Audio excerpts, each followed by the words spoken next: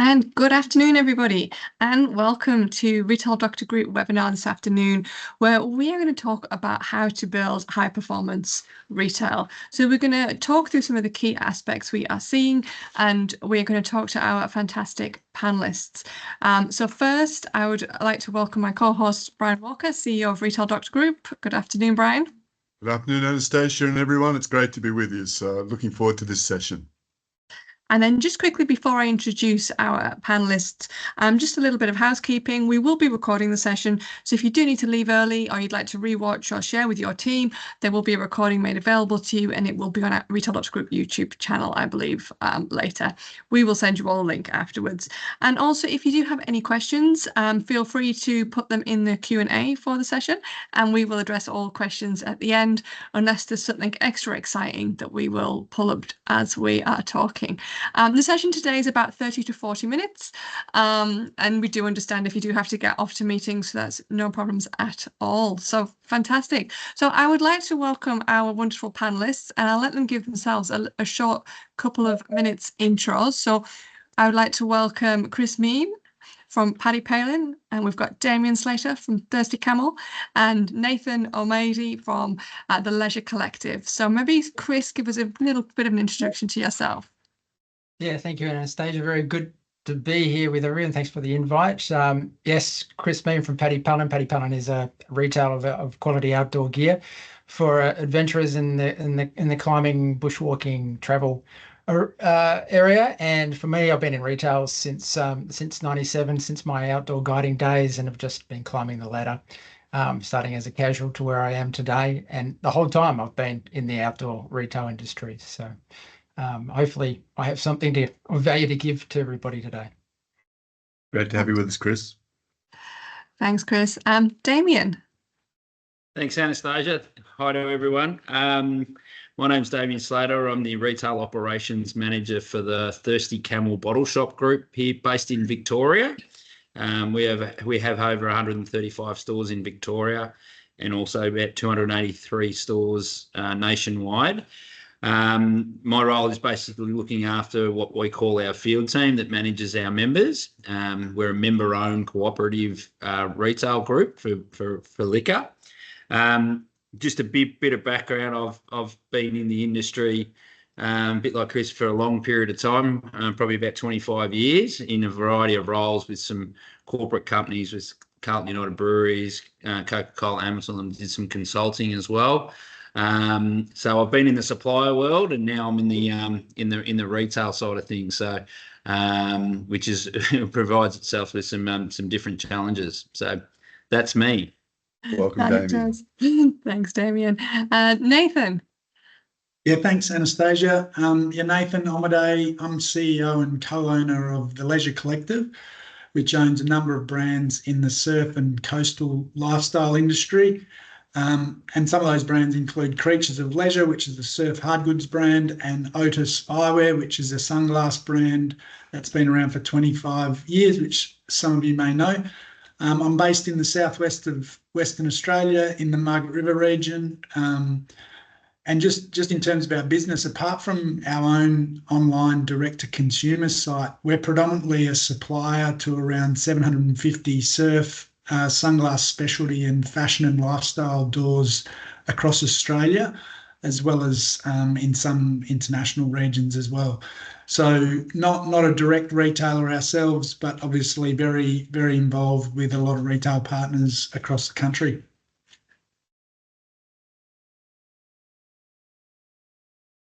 And I think what's great about our three panelists today is you all represent very different categories and all represent very different positions in retail. So whether it's direct to consumer, wholesale, member group. So I think it's going to be a fantastic conversation today about the different aspects, whether you're a retailer, supplier, member group, franchise, or anything in between. We're going to cover all aspects. So I will pass over to Brian to start us off. And I think the other element too, I'd suggest, is that you good three people are part of our client portfolio that we enjoy working with. And, we really appreciate the opportunity. And as you recall, we put out a white paper recently on high performance retailing.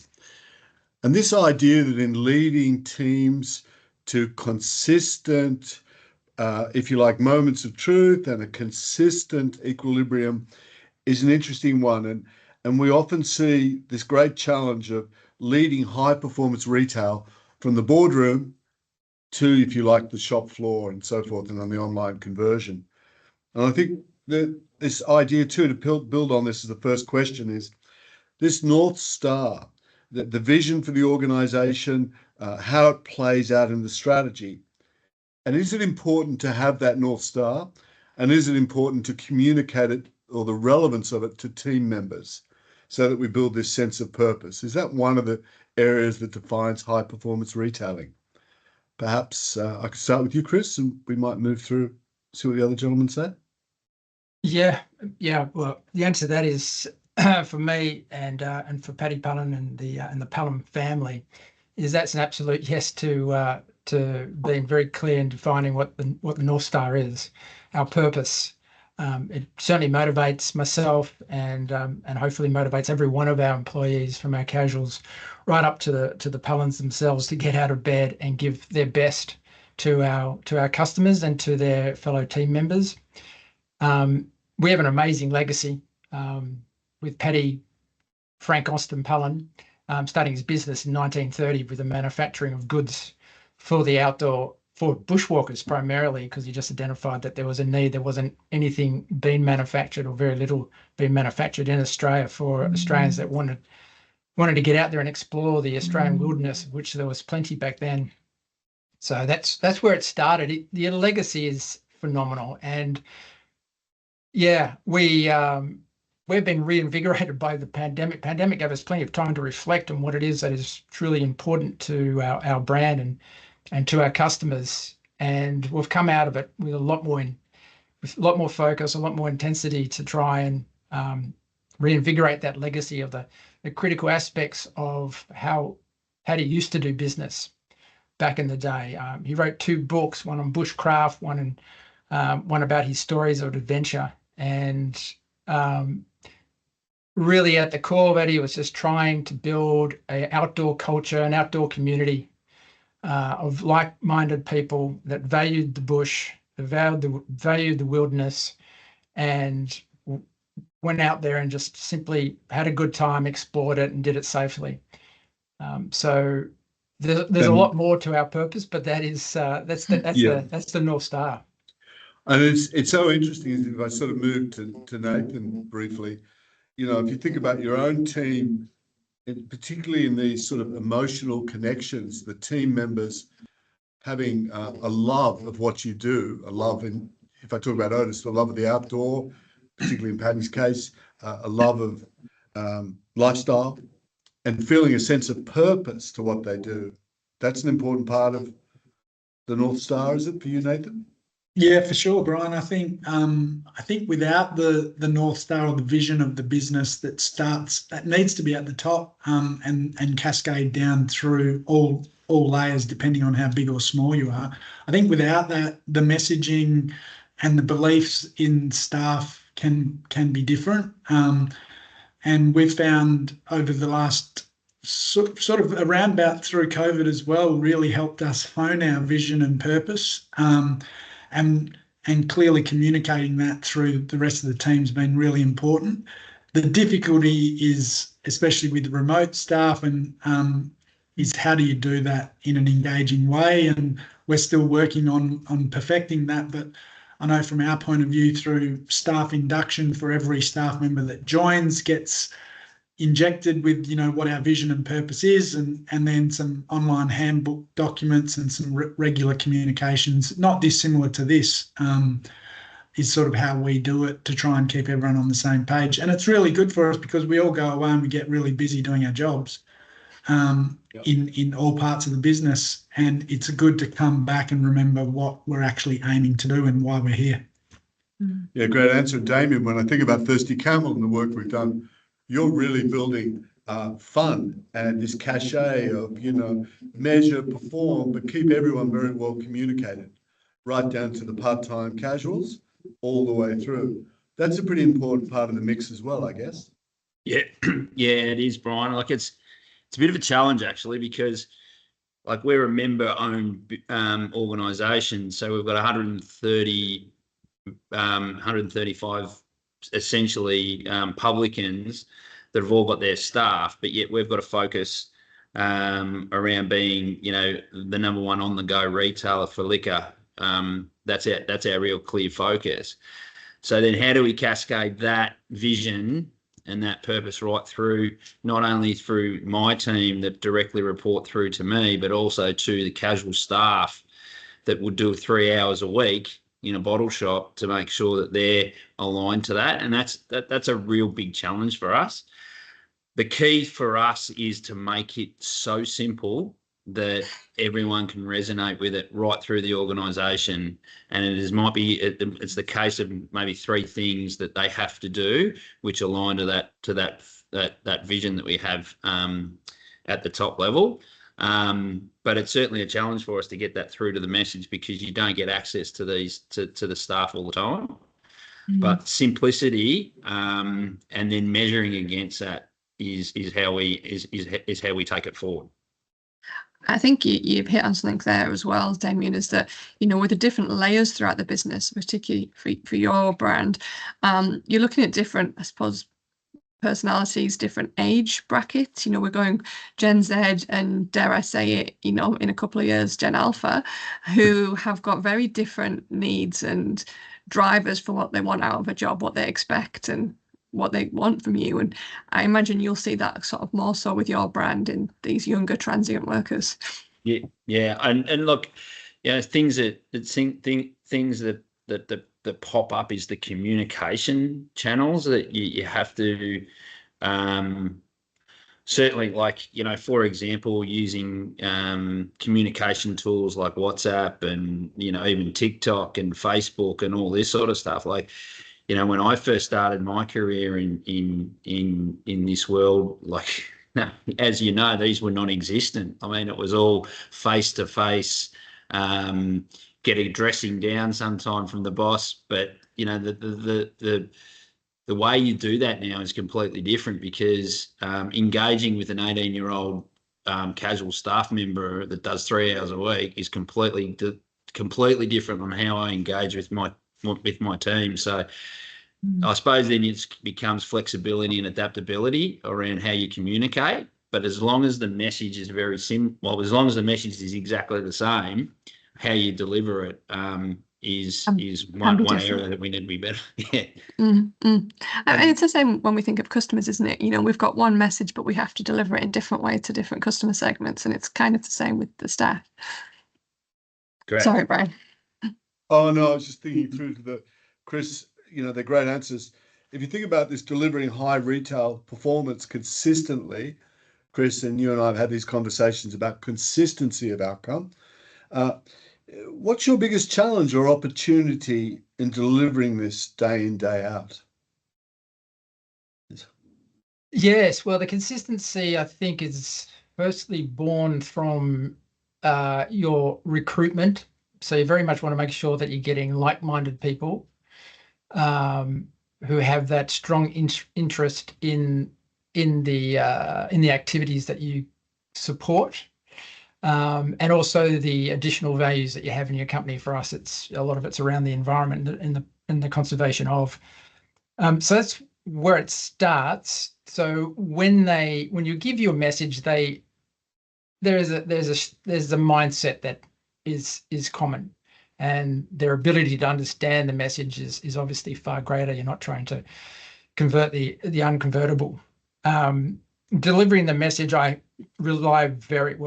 support team rely very heavily on our store managers in relaying the message on. So we spend a lot of time with our store managers just getting the communication right and following up with them, and encouraging them to find as many engagement points to ensure that the message is getting across and it's getting understood. And everything has to be on the go. You got to be alert to opportunities when you're on the shop floor. They've got to make sure they're delegating out to the customer service supervisors, and then obviously it's the online learning as well, which is a fairly new aspect to our to our plan. We've really lent on face-to-face training, after hours training, bringing in experts, ensuring that we are developing experts. But yeah, we've got quite a fair way to go here, Brian, because we have identified that we definitely have some challenges. We've got some weaknesses in our consistency, and we measure that through the customer reviews. And we always strive for good to better. I'm not going to use the word best or perfect because I just don't think, that's forever changing, and there is certainly no perfect, but good to better. And we evolve our definition of what good and better is as the environment changes and as we develop our capacity. But yeah, we've got a lot of work to do in this area because we want to strive for better consistency. We want to see the 5 stars. I think that's the key to it, isn't it? This word consistent. So, and Damian, if I think about your business, you're very strong in track and training, train and track, and also strong in that customer loop, that customer feedback that feeds into the business, be it as simple as surveys, mystery shopping, through to whatever devices you can use that provide this live feedback. That's an important part of consistency, I guess, and one of the opportunities. Yeah, 100%. Yeah, it's some of the stuff that we've worked with you, Brian, on in doing that is certainly increasing our consistency at store level from a service perspective. As I mentioned before, it's a challenge because we've got so many different levels of engagement because it's a member-owned organisation. It's as I said before, it's got to be so clear and so simple that we can actually, try and work on that consistency. And we know we're a fair way off it, right? Like if you go into one Thirsty Camel and the service you might get in that Thirsty Camel versus another can vary, right? So the only way I can see we can do that better is to be really simple and clear on the message that we need all that staff to do. And it might be as simple as there's one question they ask when any customer comes in is, are you a Hump Club member, which is our loyalty program? And if we can achieve that across every staff member on every transaction, that's a win for us. And so to that point, Damian, it's not about a complex set of messages. It's about at that coalface, it's one, maybe 2 key messages you want to keep testing and training and leading in. Yep, exactly right. That's the only way, only way I can see that we can do it and do it well. And it's just reinforcing that as every time that we go into our stores. And it will turn if it's clear and it's consistent, and then we actually reward against it. Yeah. Because I think if you reward against it, then it becomes an embedded behaviour. So that's the way we roll. Nice. And Nathan, in your business, you're really now looking at these 2 sets of customers, aren't you? Of course, and similar to Damian, there's our retailers who act as branded distribution advocates for us. And their customers who are, people on the street, if you like. So there's some really interesting opportunities, isn't there, about getting that customer loop feedback and continuing to drive consistency at the shop front. Yeah, absolutely. And I agree totally with what Chris and Damian just said. For us, the challenge is a little different at the outset in that we need to be with the right retailers first that really want to partner with us and showcase our brands in store and deliver the same sort of service level as we want to deliver and experience. And the second part to that challenge is consistently delivering that brand and product knowledge and training to the staff on the floor. And believe me, I know that's not easy, and I feel for retailers in this day and age trying to solve that. But I think both what Damian and Chris said in terms of having those simple messages and then the delivery of those messages, whether it's on Facebook or WhatsApp or TikTok or whatever it is, especially to those casualised staff that you may only get for 3 to 6 hours a week or something like that. Yeah, and I think one of the other things you're all sort of touching on is this concept of team members being able to feed back up the line and being able to speak as internal customers about, you know, the business and how to improve it and seeking improvement to experience by team members. And the next question I was really interested in here, what are some leadership skills you look for in team members to help lead their teams or to possess? What sort of skills do you look for a team member to have? Chris, what do you look for in your team around those leadership skills?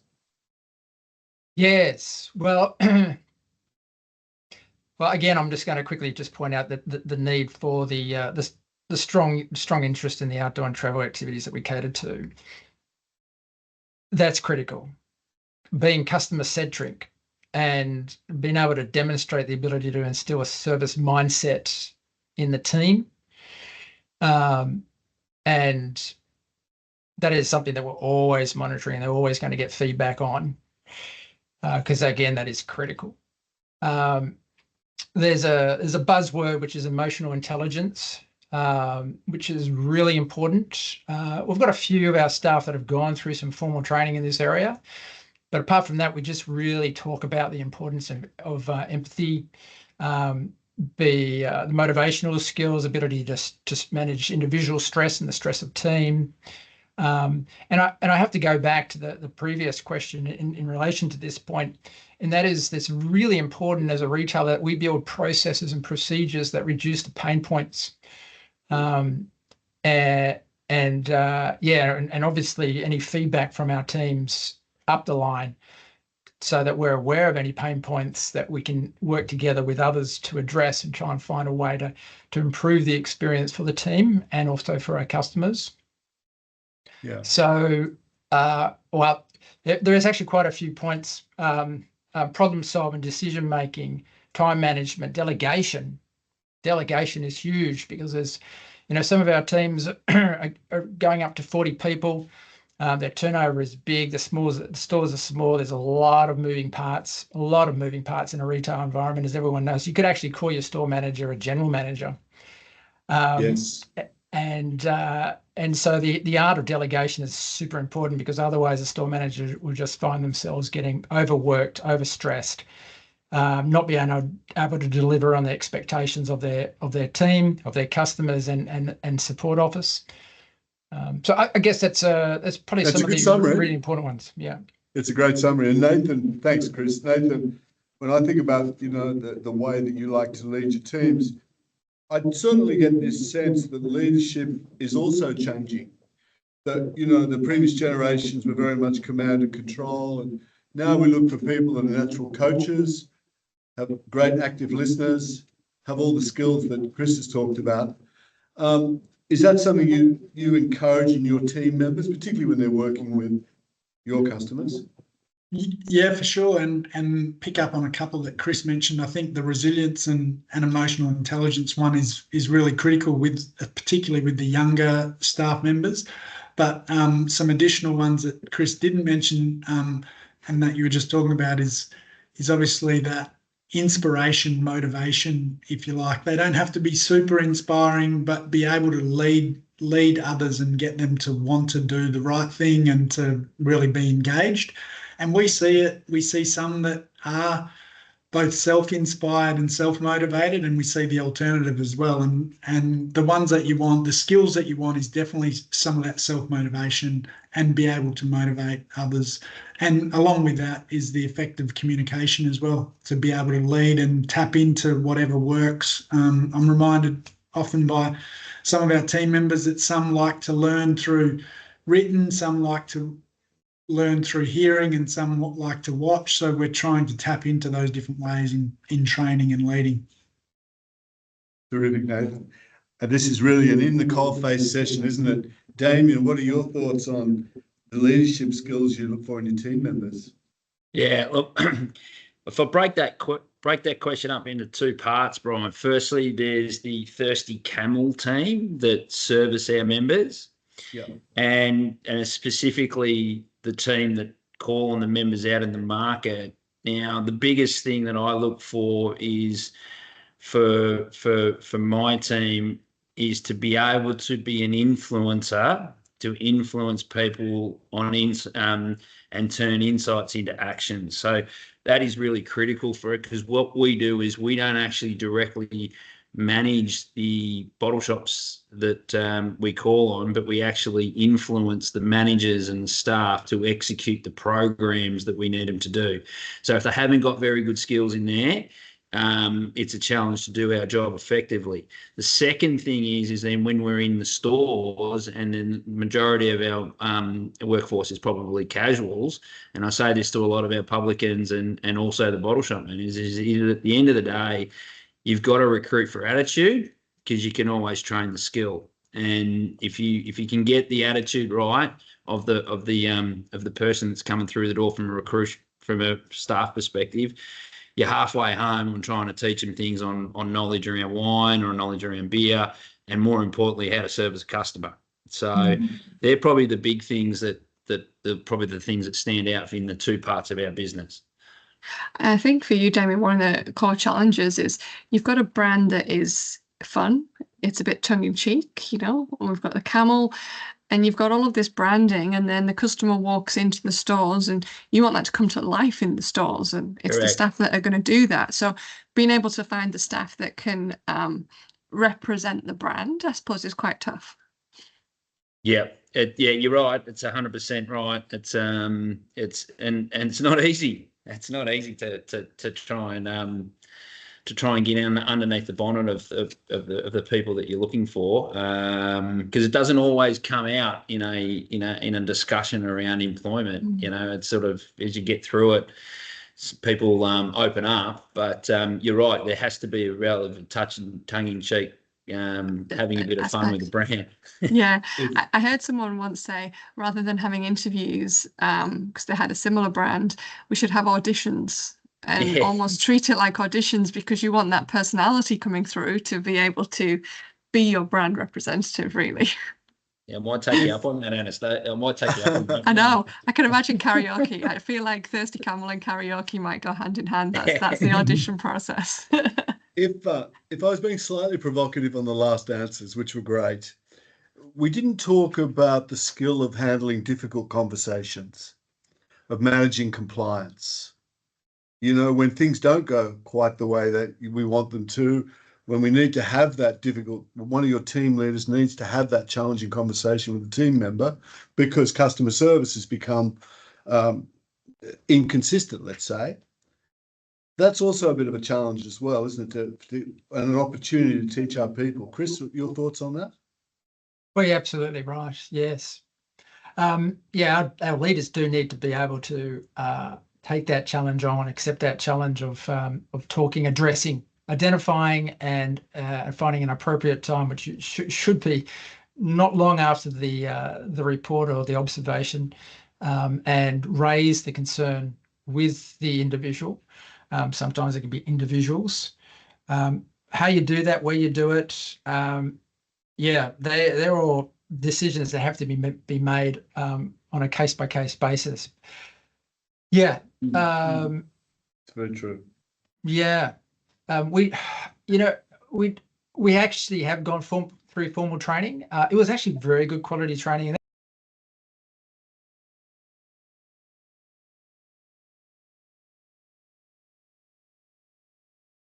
And it was excellent for the team, for me to know that the team is receiving this training. And from what I've observed in the way that they've been managing any situations that warrant some more challenging feedback, some constructive criticism, I think our store managers and their assistant managers are doing a very good job.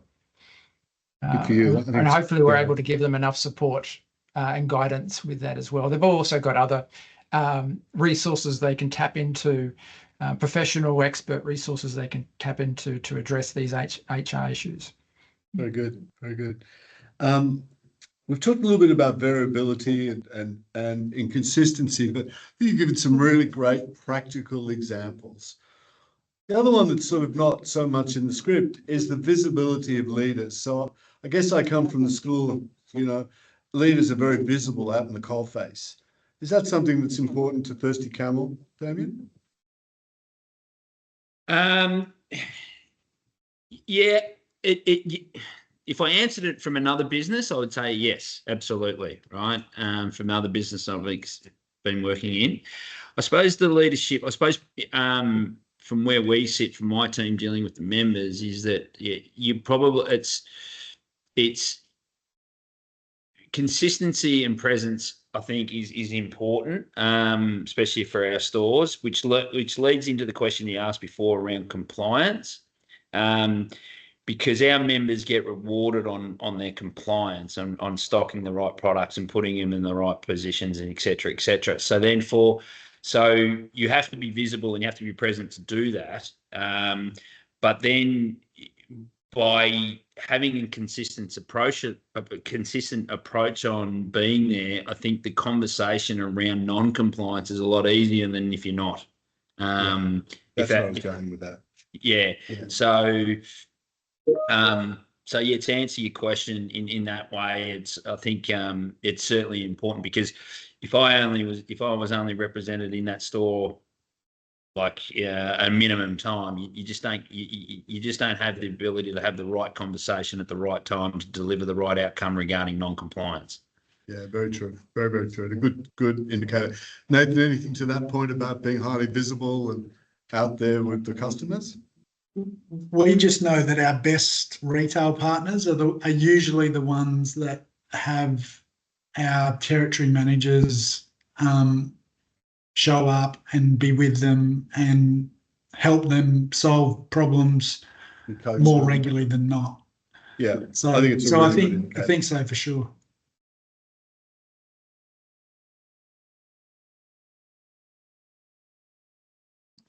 And I think we've had quite a few good discussions here about, I suppose, the compliance and how we actually leverage that. What about the processes, I suppose, that we put in place almost to ensure we have compliance? And I think we've talked a little bit around the edges and some of the things that you do. Can you give us some examples of maybe processes that you put in place to ensure that you do have that level of compliance, whether it's on the shop floor or with your head office? And I might even come to you, Nathan, first, because yours is a bit different. You don't really have the control over a stronger control over the processes effectively that the people who are representing your brand on the shop floor operate to. So what do you use regarding sort of the process level? Yeah. So it is a little more difficult because we're not in control. The first thing again is we try to identify the stores that actually want to work with us in this type of area. Some are just not willing to, which is fine. It's their store.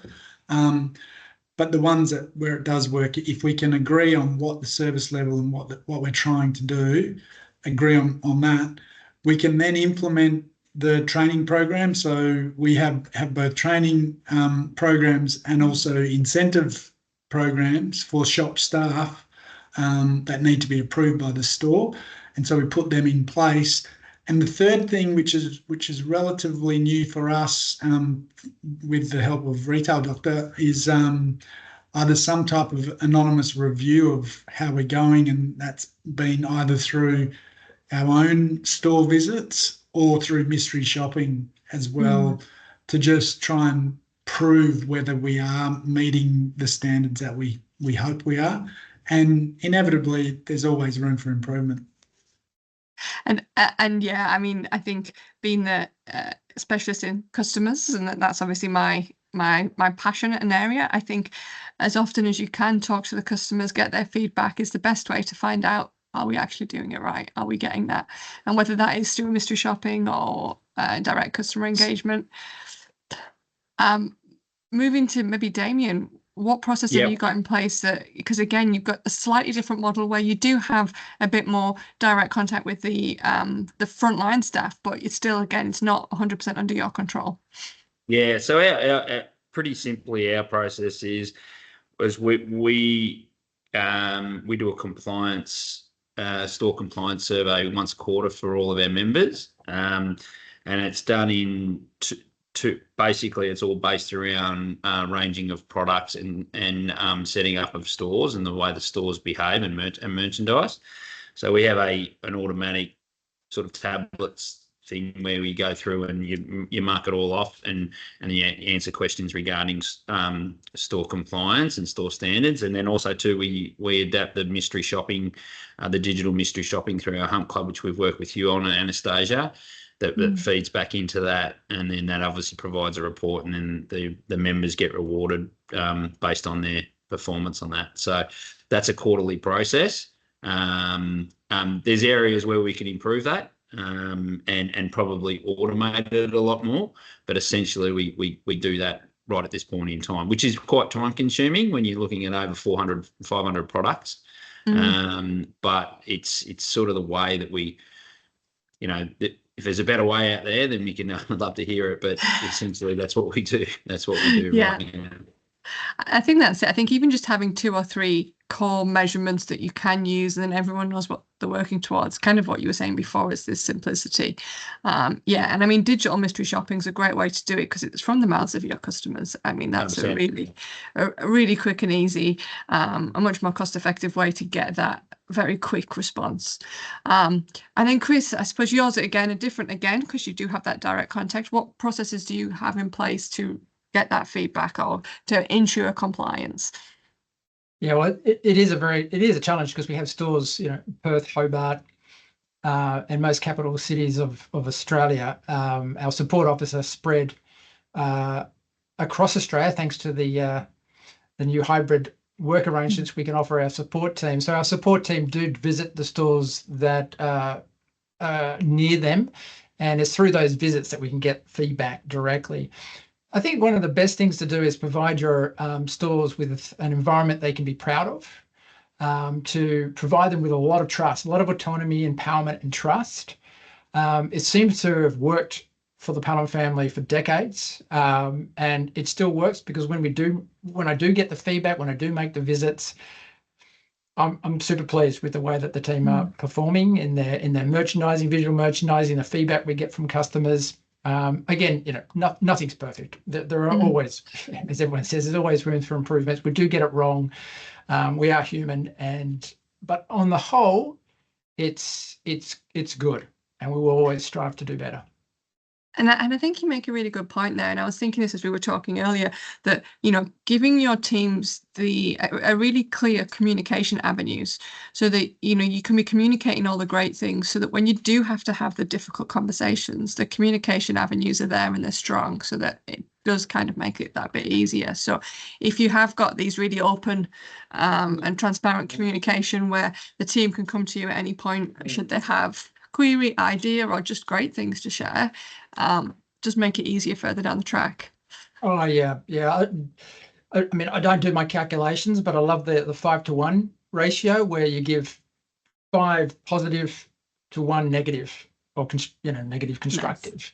Nice. That's how you build really positive rapport. People feel open. The door to them is open, and they'll come to you with whatever feedback it may be. Have that conversation, and if it's not me, I totally encourage them to go to any one of the other support team members or even someone in their team. Seems to be working. I'm happy with it, but perfect. We don't do mystery shopping. It's something that we are experimenting with. It'll be interesting to see what results we get from that, because I have to just point out to everyone, when you do see the ratings on our website, they are ratings coming from our club members, and our club members are most of them are pretty good fans of Paddy's and probably do tolerate, our human error on the odd occasion. But it's the non-members that, they're the ones we want to convert. So it would be super good to get more feedback from them. That's it. We've always got to talk to those that are going to our competitors because we want to know why. Yeah. We've got some great questions coming in that are actually quite relevant to what we're talking about now. So one of the questions is kind of on this, how we're looking at processes and how we're measuring compliance. Is anyone using AI at the moment to make operations or processes better? Now, this is a complete side question. We haven't prepped for this. This has come through from our audience. Has anyone got any comments about using AI that they are doing, or maybe things that they've seen others doing in this space? I can answer that. That's a no. No, we haven't gone down that path yet. And it's a really, really, really good question because to firstly to understand it, like understand how it can help us. I don't know the answer, and it's something that we need to explore, but certainly not using it right at this point in time. And I think it's just such a hot topic. Everyone's talking about it, but I think when we delve into it, it hasn't really quite scratched the surface yet. And someone told me a story the other day about teams using Microsoft Copilot to make their lives easier, and therefore you could search all of the processes you needed using Microsoft Copilot to find the ones quicker. So for example, if you had an issue in store and you were trying to find the right ops process for it, you could type into Microsoft Copilot. But then I heard an anecdote that someone had typed in, what should my bonus be? And they found the whole list of team bonuses, which obviously should not have been shared, but Microsoft Copilot's very smart and could search the whole company filing structure. So I think you hear both sides of it. I think being able to use AI, in particularly, I think as well on the shop floor. So, Chris, for example, I can imagine in the future, you might have a customer that comes in looking for something very niche, particularly for a trail that they're doing, and your staff might be able to use AI to search Paddy Pallin vault of all of that, product knowledge potentially. Yeah, well, I signed up. I'm super excited with AI, and we're playing with it. We constantly talk about having to do things on the smell of an oily rag. It's, there's a large cost base to running a retail store. It's not as bad as having a yacht, but it seems to be pretty close to it. So AI is one of those things that can improve productivity and efficiency without having to increase the labor force. And so we've signed up to ChatGPT Teams, and that has particular security benefits to ensure that information doesn't get leaked to the World Wide Web. And one of the first things I did was to build an adventure guide. And I set up all the rules to ensure that I was only looking at the Paddy's website and our supplier manufacturer websites. And our customer service team on the phones and email, the ones who are not customer facing, are utilizing that. If they want to quickly take a customer's question, not sure what the best answer is, they just throw their question in there and it spits out a result looking at what stock is available. Yeah, that can continue to progress to a point that we can actually have it on handheld personal computers in our shop floors. So if the salesperson, who we really hope they have a lot of information about destinations and the popular trails around the world, they're not going to have it all because it's a big place. So a tool like AI, and if you have built a great little smart tool that can give the information to the salesperson, to the representative, to be able to give better guidance to the customer on what gear would be appropriate for the adventure that they're taking on, I think it's wonderful.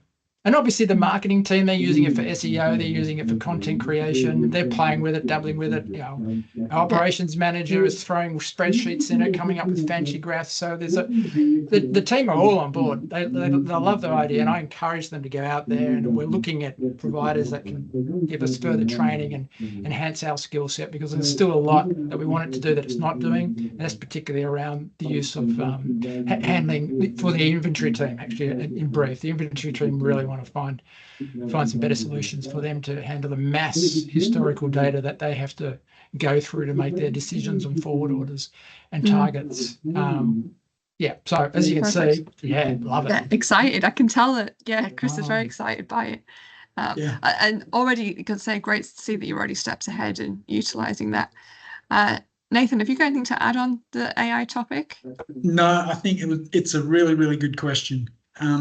And I'm sure we're all going to start using it more. We're all dabbling in it, I'm sure. Chris is probably further along than most of us by the sounds, but really good question. So thanks for no worries. That was.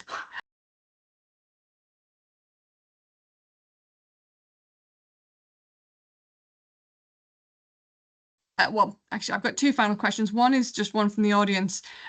And we have touched on this. We've talked a lot about compliance. We've talked a lot about mystery shopping, but we've also talked a lot about incentivizing your team. And have you got any examples of, what type of incentivization actually works well? What, have you done some trial and error? What are you using that's really getting your teams engaged? Because again, I come from this consumer lens, but we do know that, younger generations, they're much harder to get engaged. We talk about loyalty programs for retail, and it's got to be a bit more meaningful. They're not as straight driven as just give me money and it'll work.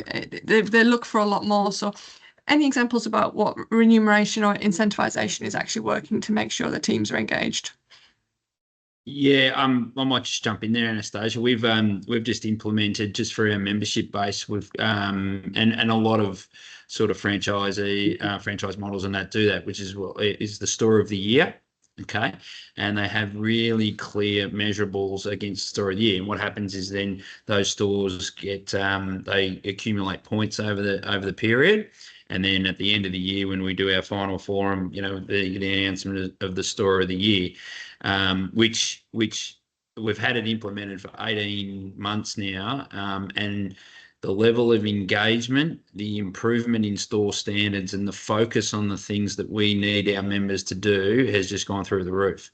And it's starting to reflect in our sales and our purchases. So it's been around for a long period of time. We haven't adapted it. We have adapted it now, and it's starting to pay dividends because, as you know, and Chris and Nathan would agree, whatever gets measured gets done. So it's paying dividends for us. And I think that's a great way to link the store of the year to quite clear numbers and data that you can measure. So your mystery shopping score, your training completion rates, all of these aspects, your compliance checklists, is a really great way. And we also know, particularly if you're running a franchise group, member group, the small business owners effectively at the end of the day, and they're all driven by winning. So they do like a competition. I'm not going to lie. They do.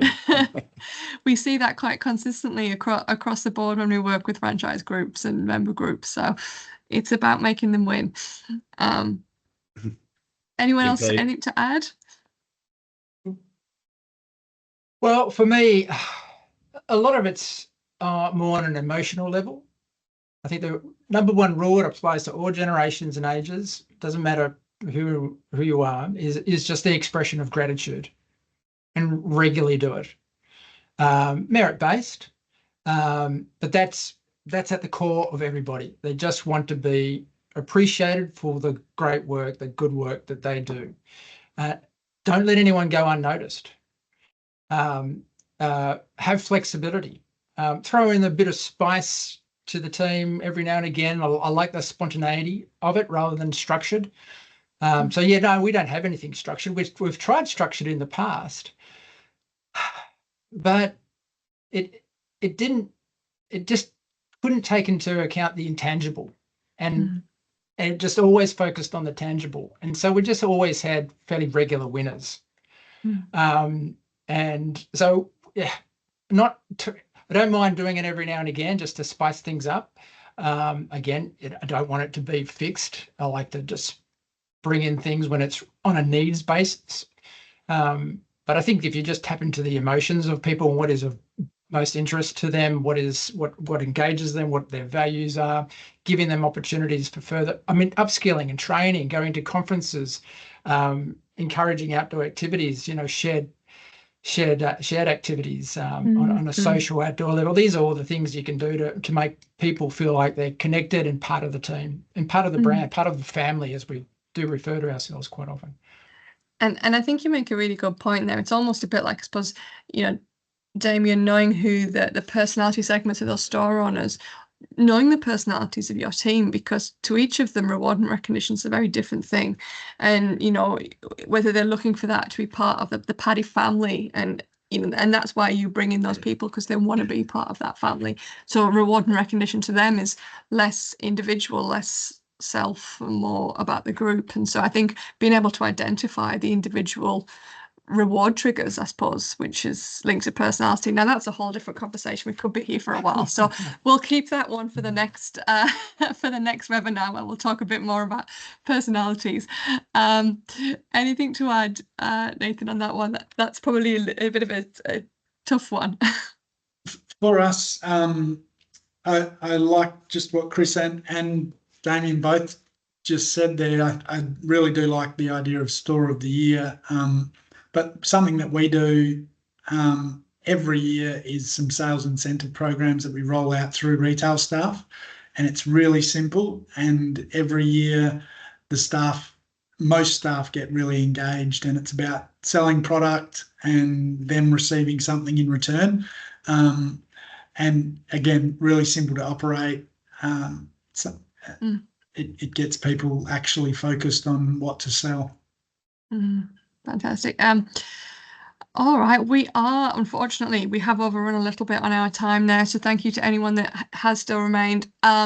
I probably will have to wrap this up now. Thank you so much to our panelists, Chris, Damian, Nathan. You've been fantastic. Everyone with a very different angle at this, which is why we brought you all together, because we thought it's great to hear from all the different angles: suppliers, resellers, franchise owners, member organizations, because everyone's got a slightly different challenge, and I think it's key to really hear learn from each other on what can be improved, what we can do. I come to this through a consumer lens, so I'm always talking about, understand what your consumers are looking for, but at the end of the day, it's consistency. They only see one brand, and therefore if we haven't got consistency through the brand, it is detrimental to those customers. Well, thank you so much, everybody. We'll wrap that up for today. As I mentioned, the webinar will be available on our social channels and on our YouTube channel, and we will send out a link to everyone. If you want to share it with your teams, you are more than welcome. Wonderful. Thank you, everyone. Have a nice day.